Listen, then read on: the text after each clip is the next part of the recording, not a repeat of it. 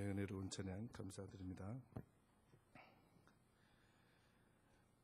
오늘 좀 자정되면 웃는 사람들 조금과 대성통곡을 하는 사람들 여러 명이 있을 것 같습니다.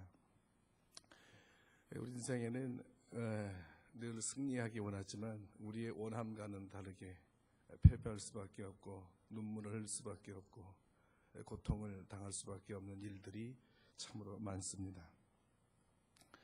옛날에 종교개혁을 일으켰던 마틴 루터도 종교개혁을 하는 것이 얼마나 힘들었는지 거의 죽음에 이르는 고민을 하니까 마틴 루터의 아내가 말하기를 하나님이 죽었어요. 하나님이 죽었어요. 깜짝 놀라서 마틴 루터가 하나님이 죽다는 게 무슨 소리야. 믿음으로 말미암아 의롭게 된다는 사람이 저렇게 죽었으니 그가 전하는 하나님이 죽었지요. 우리 인생에 우리가 원래 세운 마음과는 다르게 축 처지고 낙심되고 삶의 의욕을 잃어버릴 때가 많습니다. 여러분들은 요즘 이런 과정 속에 혹시 계시지는 않습니까?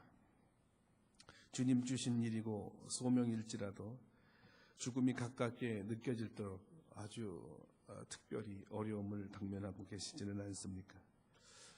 오늘 이런 모든 사람들에게 하나님의 말씀을 통해서 우리 하나님은 고난받는 자의 하나님, 우는 자의 하나님을 여러분이 밝히시고 마음속에 소망으로 이 성전을 떠나시기를 바랍니다.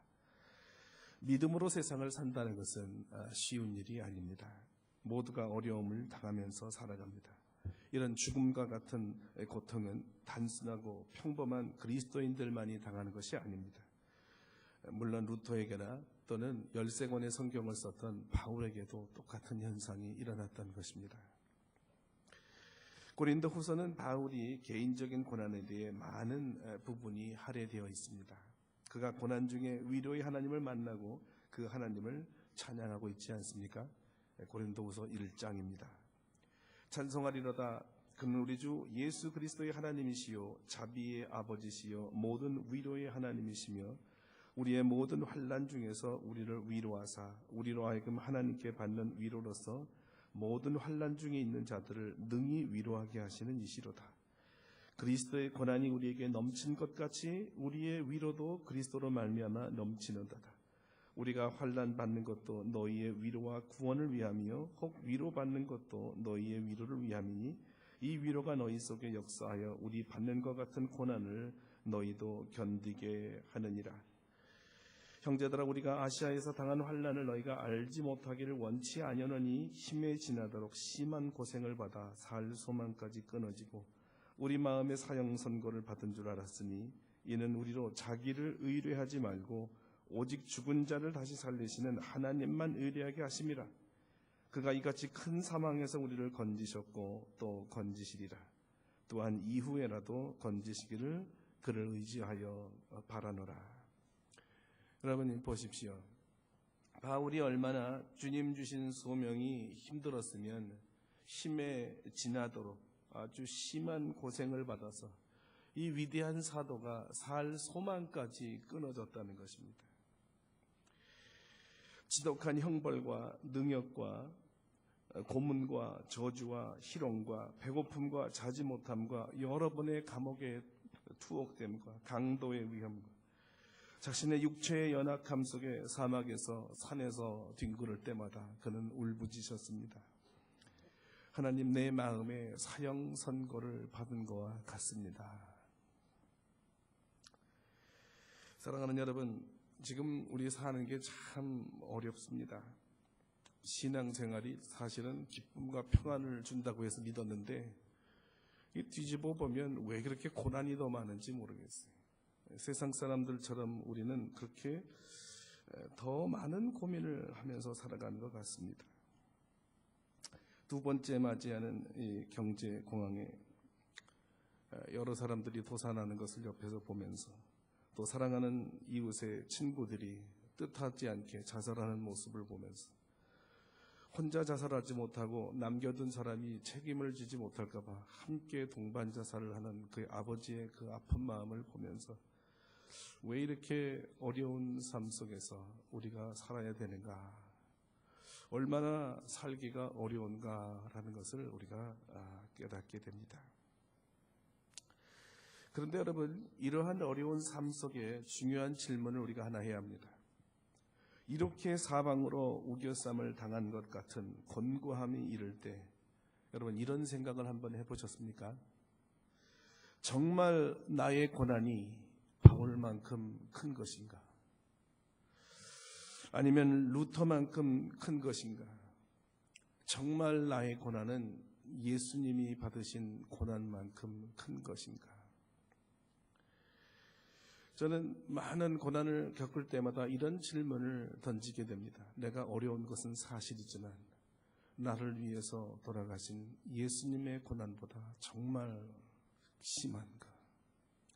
설사 내가 고난을 당할지라도 예수님과 나의 고난은 차이가 있는데, 예수님은 아무 죄가 없는데 의인인데 완벽하신 분인데 오직 우리를 위해서 고난받으신 것인데, 나의 고난을 가만 살펴보면 나의 발전을 위해서 몸부림치다 오는 이 고난이요, 조금 더 벌고자 할 때 오는 고난이요, 더 갖고자 할 때, 무엇인가 나를 위해서 살고자 발버둥 칠 때 오는 고난이라는 것이, 이 차이가 있다는 것이. 그래서 고난이라고 얘기하기조차도 부끄럽고, 이걸 가지고 하나님 고통스럽습니다 얘기하기에는 창피할 때가 있습니다. 오늘 이런 고난을 받고 있는 한 여인에 대한 얘기입니다. 하갈이란 여인이죠. 하갈은 불온에 버림받은 여인입니다. 이 하갈은 애굽 사람으로 사라의 몸종이었습니다. 아마 아브라함이 기근으로 애굽에 내려갔을 때 그곳에서 얻은 종인 것 같습니다. 여러분, 하갈의 이름이 참 재밌습니다. 이 하갈이란 이름이 flight, 도주하다, 폐주하다, 도망자라는 뜻입니다. 어쩜 이렇게 성경의 이름은 그 사건과 어쩜 이렇게 똥 맞는지 몰라요. 도망간 여자 하갈. 오늘 도망간 여자, 폐주자 하갈에 대해서 말씀을 나누려고 합니다. 하갈은 그녀의 이름에 따라 2번씩이나 여주인 사라에 의해 쫓겨나는 신세를 경험합니다. 더욱이 신약 성서에서조차 하갈은 사도 바울에 의해서 혹독히 비난받는 한 모델로 비유됩니다. 즉, 사울은 사라를 통해 난 이삭은 하나님의 약속을 따라 믿음으로 난 자녀이지만, 하갈을 통해 난 이스마엘은 육체를 따라 난 사람이라 약속도 없고 믿음도 없고 행위로 자랑하는 사람들을 말할 때 상징적으로 사용되었던 것입니다. 저는 오늘 이렇게 신구약을 통해 신랄히 비난받은 이 불운의 여인에 대해서 묵상해보고, 이 여인을 통해서 하나님께서 우리에게 말씀하시고자 하는 메시지가 무엇인지 들으려고 합니다. 첫째로, 하나님은 오는 자의 하나님이십니다. 하갈은 자신의 의사에 따라 자신의 삶을 영위해 나가는 사람이 아니었습니다. 여러분, 문자 그대로 종이었습니다. 종이 무슨 자유가 있어서 자기가 입고 싶은 옷을 입고 자기 계획에 따라 살겠습니까? 주인에 따라 자신의 운명이 달려있는 것이 바로 노예, 종 아닙니까? 미래에 대한 설계도, 욕망도, 준비도 없고 그럴 필요도 없는 깜깜한 사람입니다. 소망도 없고 기대할 수도 없는 사람이지요. 자식에 대한 계획도 그를 위한 희생도 꿈꿀 수 없는 사람입니다. 자기 감정대로 노래하고 싶을 때 노래하고, 장 보고 싶을 때 장 보고, 기도하고 싶을 때 기도하고, 잠자고 싶을 때 잠자는 그러한 자유인이 아닙니다. 혹자는 말하기를, 고대의 동물과 노예의 다른 점이, 동물은 말하는 동물이요, 노예는 말 못하는 동물이요, 노예는 말하는 동물이다. 말하는 차이뿐이지 물건 취급했다, 이겁니다. 하갈은 여주인 사라로 인해 2번이나 사막에 쫓겨나는 눈물겨운 경험을 합니다. 여러분, 혹시 따뜻한 온돌에 오손도손 재미있게 사는데 느닷없이 집에서 쫓겨난 경험을 한 분들이 계십니까? 1960년대에는 5.16 정권의 힘을 입어서 김현옥 서울시장이 새칭 불도저 청계천 일대 천막집과 생철지붕을 다 밀어붙였습니다. 하루아침에 2, 3평 집이 순간적으로 없어지면 밤새워 또 짓고, 그 다음날 오면 또 부시고, 또 짓고, 또 부시고, 거의 한 10여 년에 걸쳐서 이러한 생존에 대한 싸움을 했습니다. 여러분, 집을 쫓겨난 경험이 뭔지 아십니까? 잘 데가 없는 것이 무슨 상태인지 아십니까? 일부러 나간 것도 아니고 쫓겨나간 거죠. 강제로 추방당했을 때 이 고립과 이 외로움을 여러분이 아십니까? 오도 가도 못하는 사막에 쫓겨나면 도대체 살라는 겁니까? 죽으라는 겁니까? 첫 번째 쫓겨남은 창세기 16장인데 아브라함이 가나안 땅에 거한 지 10년째였습니다. 자손이 하늘의 별처럼 바다의 모래알처럼 번성하리라는 약속에도 불구하고 아이를 갖지 못했습니다. 사례는 아브라함에게 말합니다. 내 종과 동침하소서. 하갈은 여주인의 명대로 주인어른 아브라함과 동침을 하라고 해서 종이니까 순종하여 들어갔는데 그만 임신을 했습니다. 그 임신이 좋은 줄 알았던데 그 임신이 화근이 된 거죠. 종주제 85세 노인장 주인의 아이를 가지니까 더 이상 보이는 게 없었나 봅니다. 그래서 자신이 마치 여주인이요 아브라함을 차지할 것이라는 착각에 그만 노파 이 사례를 멸시하게 됩니다. 이것이 사람의 교만입니다. 이 교만은 재난을 불러일으키고 말았습니다. 여러분, 없던 사람이 갑자기 거액을 불로소득하면 보이는 것이 없고, 노예가 집권을 하면 여러분 보이는 것이 없어서 아무 것이나 다 할 수 있다고 합니다. 그래서 성경은 사라가 하갈을 학대하니 하갈이 사례 앞에서 도망하였다고 보고합니다. 참 매를 맞아도 참 싼 여자 같아요. 감히 어디라고. 죽어도 12번을 죽어도 싼 여자입니다. 그래서 죽음과도 같은 사막에 임신의 몸으로 도망간 것이 첫 번째 도망입니다. 하갈이 광야에 있을 때 하나님의 사자가 그녀를 만났습니다. 사례의 여종 하갈아, 내가 어디서 왔으며 어디로 가느냐. 하나님은 하갈이 누구인지를 알고 계십니다. 그래서 사례의 여종 하갈아, 사례의 여종이라 불렀습니다. 하나님 우리를 찾아오시는 하나님이십니다. 절망과 한숨과 분노와 보복심에 가득한 여인에게 찾아가셨습니다. 하나님의 찾아오심이 문제의 해결 시작이었습니다. 하나님께서 이 상한 여인을 치료하시는 방법은 참으로 신기합니다. 하나님은 그래, 네 얼마나 속상하냐. 내 여주인이 참 괘씸하지. 내가 내 원소를 갚아주겠다. 이렇게 하지 아니하셨습니다. 아니, 차라리 좋은 재취자리 마련해서 살아라. 종주제의 지위를 넘본 게 잘못이야. 네 분수를 알아야지.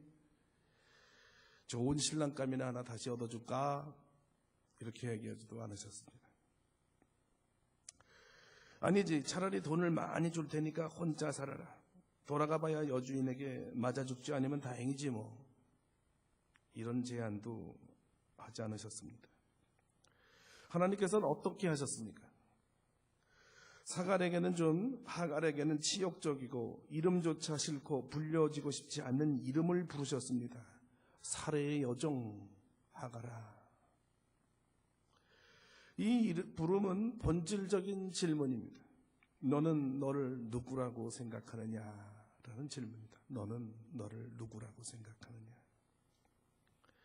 너는 무엇이냐? 내가 정녕 살 길이 있다면 그것이 무엇이겠느냐? 하나님은 자신이 누구인가를 정녕 아는 사람은 정녕 산다고 말씀하셨습니다. 그럼 하갈은 무엇입니까? 사례의 여종, 종입니다. 노예입니다. 사례의 종이 뜻하는 게 무엇입니까? 종은 주인을 떠나서는, 주인의 보호를 떠나서는 살 수가 없습니다. 어디 가도 도망쳐 나온 종을 환대하지를 못합니다. 주인 앞에 있을 때야 먹고 살지만 나간 종, 떠난 종은 누구든지 죽일 수 있고 누구든지 더 심하게 부를 수가 있습니다. 법적인 보호와 생명의 연장을 어디서 받을 수 있습니까? 비록 종이지만 종은 주인에게 속해 있기에 주인에게 붙어 있어야 삽니다. 여러분 주의 종이십니까? 그래서 예수님을 주님이라고 고백하십니까? 예수님을 주인이라고 부르지만 나는 종이 되고 싶지는 않습니까? 주의 종으로서 종답게 사는 거 힘듭니까? 내가 너를 누구라고 생각하느냐?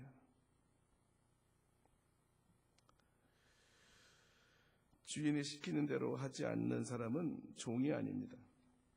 아들은 밥을 많이 먹어야 이쁘고 종은 일을 많이 해야 이쁘다고 하지 않습니까? 주인을 위해 일하지 않고 주인이 원하는 방법대로 하지 않고 자기 마음대로 하는 사람이 종입니까? 이런 종은 주인에게 미움을 삽니다. 광야로 쫓겨납니다. 자신이 누구인지 깨달을 때까지, 속된 말로 주제 파악할 때까지 하나님께서 공부를 시킵니다. 그래서 두 손 들고 나와 그저 죽여주소서, 살리시든지 죽이시든지 주인장 뜻대로 하소서, 나는 주의 종입니다 할 때까지 광야의 연단을 거쳐야 된다 이 말입니다. 하나님이 하갈에게 묻습니다. 내가 어디로 왔으며 어디로 가느냐? 주의 종들에게는 오직 주만 있을 뿐입니다. 주님을 떠난 종은 주님께로 돌아가야 합니다. 주께로 나와서 어디로 가려 합니까? 살아가는 것이 어렵다고 주의 종의 탈을 벗고 세상 사람처럼 살아갑니까? 주님 전에 올 때는 주의 종이고 세상에 나가면 세상의 종입니까? 우리의 신분은 장소에 따라 달라집니까?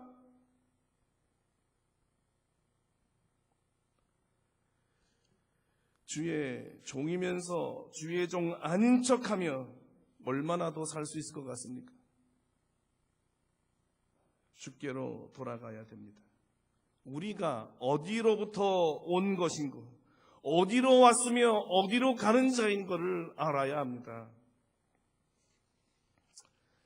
예수님께서 부활하신 후에 갈릴리 바닷가에서 절망 중에 고기 잡고 있는 베드로에게 찾아가십니다.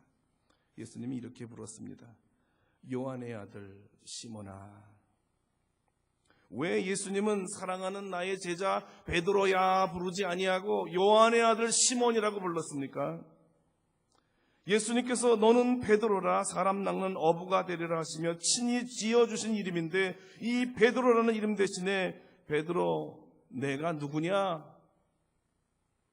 우리 예수님은 시몬에게 인간의 본질에 대하여 질문하고 인간의 본질에 대해서 가르쳐주고 싶었던 것입니다. 내가 너를 아노라.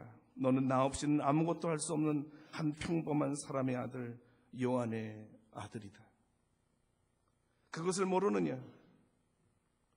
한때 주님 곁에서 온갖 신령한 천국 복음 듣고 이적과 표사를 수없이 보고 주님의 권능과 권위를 체험한 베드로는 주님 곁에 있는 것만으로도 천하를 다스리는 권세를 가진 것으로 착각했을지 모릅니다. 그 주님이 하나님 나라를 세우시겠다고 하시고 그를 오른편에 세워주신다고 했을 때 베드로가 얼마나 득이양양했겠습니까?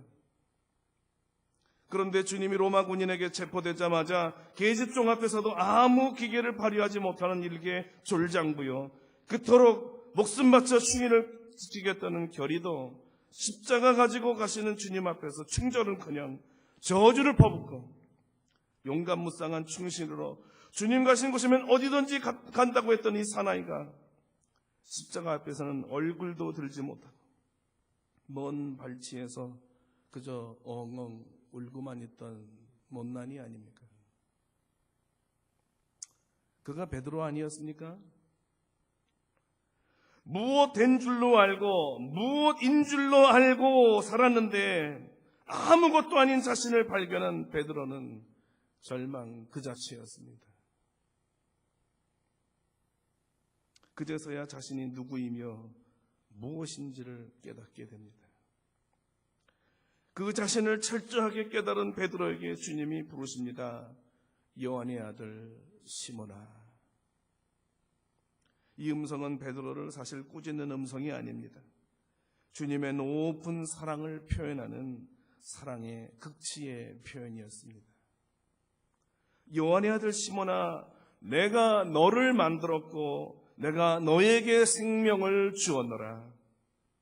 너를 알면 나를 암과 같으니라. 내 자신의 본질이 보일 때에만 바로 내가 누구인지를 아는 것이니라. 내가 죄인으로서 죄에 대해 죽은 인간임을 알고 전적으로 나를 의지하여 따를 때에만 소망이 있었던 것을 네가 기억하느냐? 내가 너를 처음 부르던 날에 이 바닷가에서 나를 따라오너라 했을 때 너 시몬의 아들, 요한의 아들 시몬아, 내가 무엇이라고 했느냐? 오 주님, 나는 죄인으로서이다. 나를 떠나서서 하지 않았느냐? 요한의 아들 시몬아, 다시 베드로가 되어야지. 다시 베드로로 돌아가야지. 오직 은혜만이 너를 너되게 함을 기억해야지. 은혜 없이는 너는 언제나 요한의 아들 시몬이요, 나를 떠나서는 너는 요한의 아들일 뿐이니라. 이것이 주님의 찾아오심의 의미입니다. 주님께로 돌아오기를 기다리심입니다. 시몬에서 베드로 되기를 기다리시는 것이죠. 왜 주님이 우는 자에게, 버림받은 자에게 찾아오셨습니까? 이 질문에 대한 대답이 11절에 있습니다. 이는 여호와께서 내 고통을 들으셨음이니라. 우는 자에게 필요한 것은 위로입니다. 우는 자에게 필요한 것이 웃음입니다. 누군가가 자기의 고통을 이해한다는 것은 참으로 큰 위로가 되고 격려가 됩니다. 나의 마음을 알아준다는 것은 고마움입니다. 자신이 누구이며 어디로부터 와서 어디로 가야 할지를 모르는 사람에게 당신은 종이며 주인에게로 돌아가야 할 것을 가르쳐주는 것만으로는 사람의 상처가 전적으로 치유되지는 않습니다. 다시 말하면 고통당하는 자에게 고통의 원인과 진단을 정확히 내리는 것만으로는 충분하지 않다 이 말입니다. 진단과 함께 반드시 필요한 것이 처방입니다. 이 처방은 오늘 두 가지였습니다. 하나는 9절에 내 여주인에게 돌아가서 그 수하에 복종하라 는 지시와 아들을 낳으리라, 그 아들이 모든 형제의 동방에서 살리라 라는 축복의 약속입니다. 첫 번째 방향 지시는 여주인에게 돌아가 복종하라는 것입니다. 이것이 종에게는 생명이라는 것을 알았지만 여호와의 말씀일지라도 순간에 순종하여 돌아가는 것이 쉽지는 않았습니다. 거기서 못 살게 해서 나왔는데, 오죽하면 내가 여기를 나왔는데 다시 그리 돌아가야 된다니요. 주인의 학대에 못 이겨 울며 불며 서럽게 도망 나왔는데 다시 호랑이 굴로 돌아간다니, 그것이 정말 살 길이 맞습니까? 이 갈등으로 괴로워하는 여종에게 하나님이 설복시키는 방법이 무엇이었습니까? 축복의 약속이었습니다. 소망입니다. 절망 중에 죽어가는 여인에게 소망을 준다는 것은 생명을 보장하는 말입니다. 사실 사람이 소망이 없다는 것 자체가 죽음이 아닙니까? 하나님은 하갈에게 모성의 강한 생명에 대한 집착과 후세의 복지에 대한 확신을 심어주므로 하갈의 갈등에 종지부를 찍었습니다. 아들, 내 소망, 이 아이를 붙들고 살라는 거죠. 저희는 오랜 공부 기간에 너무나 많이 지쳐서 아주 자주 이런 질문을 했습니다. 내가 여기에 왜 왔나? 무엇을 위해 내가 이런 고생을 해야 되는가? 내가 왜 여기서 사람 대접을 못 받고 살아야 되는가? 자주 해밍웨이가 귓전을 때립니다. 누구를 위해 종은 울리나? 주님은 저로 소망적인 생각을 하게 함으로써 이 질문을 답하게 하고 슬럼프에서 벗어나게 했습니다. 고지가 바로 적인데 하며 강한 미래의 쓰임을 기억하면 곧 주님이 쓰실 날이 있겠지. 이런 마음을 먹으면 저의 쓴 마음이 단 마음으로 바뀌더라고요. 주님이 이곳에 보내셨을 때 약속한 것이 있는데 마지막 ips의 한 잎사귀처럼 끊임없이 소망을 갖게 하심으로 마음의 갈등에 종지부를 찍게 하는 것입니다.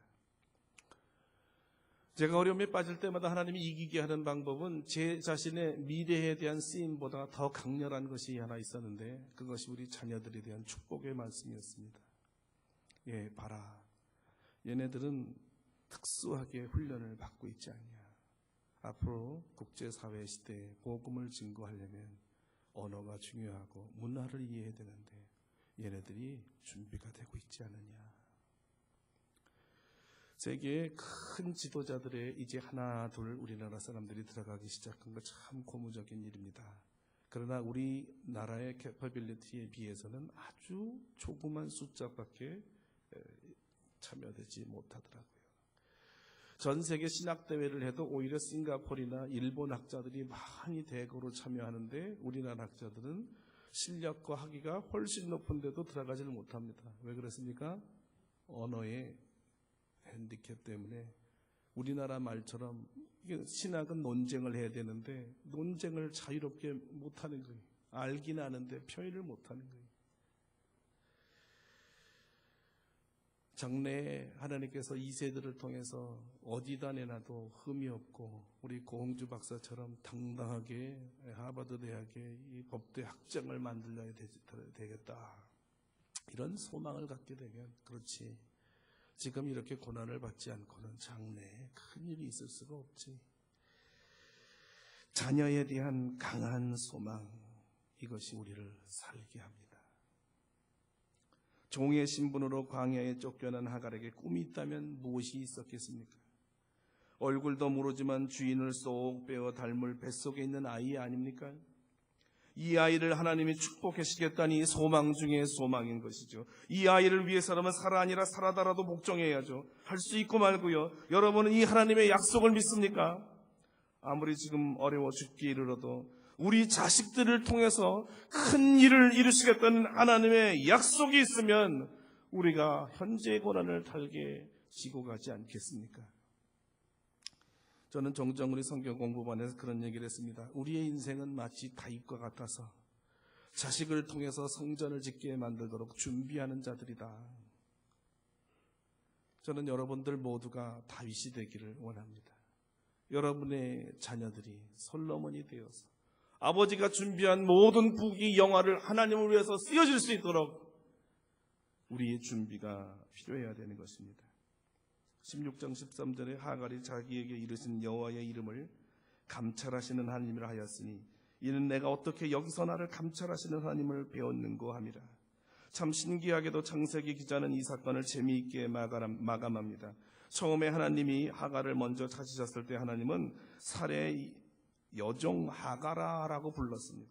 그런데 이제 이 이야기를 마무리하면서 하갈은 하나님의 이름을 거꾸로 지어드립니다.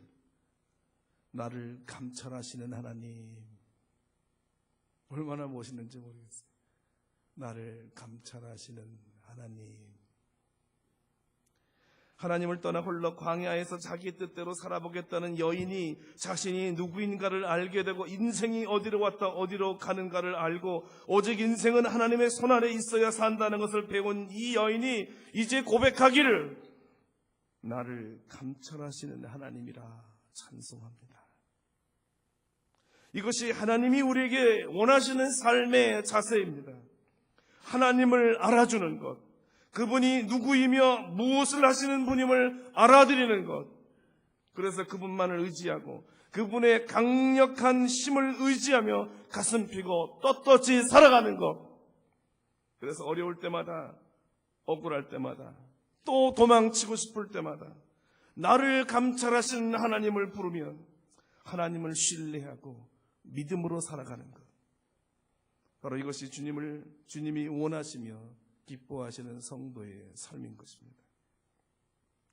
이 나를 감찰하시는 하나님을 기억하며 그분을 고난 중에 다시 부르는 사건이 오늘 본문 21장입니다. 하나님의 약속대로 아들을 낳고 그 아들이 장성함에 따라 미래에 복받을 것을 여기며 소망 중에 살아갔는데 때 아닌 환란이 또 닥쳐온 것입니다. 이젠 어른 싸움이 아니라 아이들 싸움으로 번져서 그만 종년의 자식이라 또 아들과 함께 광야로 두 번째 쫓겨나는 장면입니다. 옛적에는 배 안에서 어머니의 고통을 느끼며 울었을 아들이 이제는 자라서 자기 앞에서 물 없이 식량 없이 죽어가는 모습을 보려니 우라가 치밀고 억울하여 견딜 수가 없었습니다. 자신이 고통당하는 것은 참을 수가 있는데 자기의 목전에서 고통당하는 아이들 보는 게 왜 그렇게 서럽습니까? 종이든 자유인이든 전능하신 하나님의 약속하신 아들인데 그 약속은 어떻게 된 것이길래 이곳에서 우리 모자를 죽게 하려나. 처음에 제가 얘기한 대로 루터 부인이 소리지며 울었듯이 하나님 죽으셨습니까? 하나님 나를 감찰하시는 하나님이 어찌하여 이번에는 나를 돌아보지 아니하십니까? 대성통곡을 했다는 것입니다. 대성통곡을 했습니다. 성경이 무엇이라고 오늘 말합니까? 하나님이 그 아이의 소리를 들으심으로 하나님의 사자가 하늘에서부터 하갈을 불러 가라사대 하갈아 무슨 일이냐 두려워 말라. 여러분 하나님의 다시 찾아오심이 보이십니까? 이전에 나를 찾으셨던 하나님이 내가 부르짖을 때마다 언제나 나에게 찾아오시는 하나님이신 것입니다. 하나님의 목소리가 들립니까? 우리의 고난 중에 찾아오시는 하나님, 나를 감찰하사 나의 형편을 아시고 친히 찾아오시는 하나님이십니다. 우리가 부르짖을 때 들으시는 하나님인 것을 여러분 믿습니까? 주께서 말씀하시기를 너는 내게 부르짖으라 내가 내게 응답하겠고 내가 알지 못하는 크고 비밀한 일을 내게 보이리라고 하셨습니다. 여러분 우리 주님의 이 약속을 믿습니까?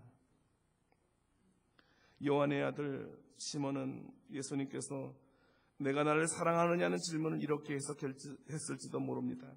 내가 너를 사랑한다. 내가 너를 사랑하지 않는다면 내가 나를 사랑하느냐? 라는 질문을 하지 않았다는 것입니다. 그래서 3번이나 예수님은 요한의 아들 시몬아 너 혼자서는 살 수 없고 나의 사랑을 통해서만이 살 수 있는 베드로야 네가 나를 사랑하는 줄 믿느냐.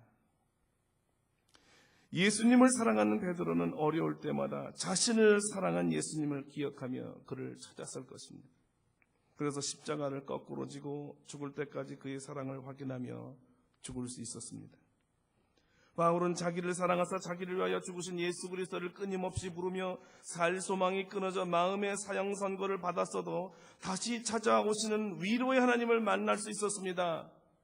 나를 감찰하시는 하나님을 극적으로 2번이나 체험한 하갈은 이 감찰하시고 들으시는 하나님을 고난 때마다 부르짖고 만났을 것입니다. 사랑하는 성도 여러분, 우리 삶이 어렵지요? 참 교회 나올 시간도 없더라고요. 얼마나 바쁘신지 기도할 시간도 없지 않습니까? 여러분 너무나 바쁜 생활을 살기 때문에 성경 읽을 시간도 없지요? 이렇게 바쁜 생활을 살아가는 우리에게 우리의 마음을 알아주시고 왜 그렇게 읽고 싶은데 읽지 못하는 우리의 어려움, 우리의 형편을 보시고 찾아오셔서 우리를 감찰하시는 하나님. 하갈아, 네가 왜 두려워하느냐? 내가 너를 감찰하는 하나님이 아니냐. 오늘 이 음성을 여러분 들으시고 여러분의 가장 어려운 것에 어려운 때에 감찰하시는 하나님 오시옵소서. 나를 만나 주시옵소서. 오늘 그런 깊은 만남이 있기를 주의 이름으로 축원합니다. 우리 한번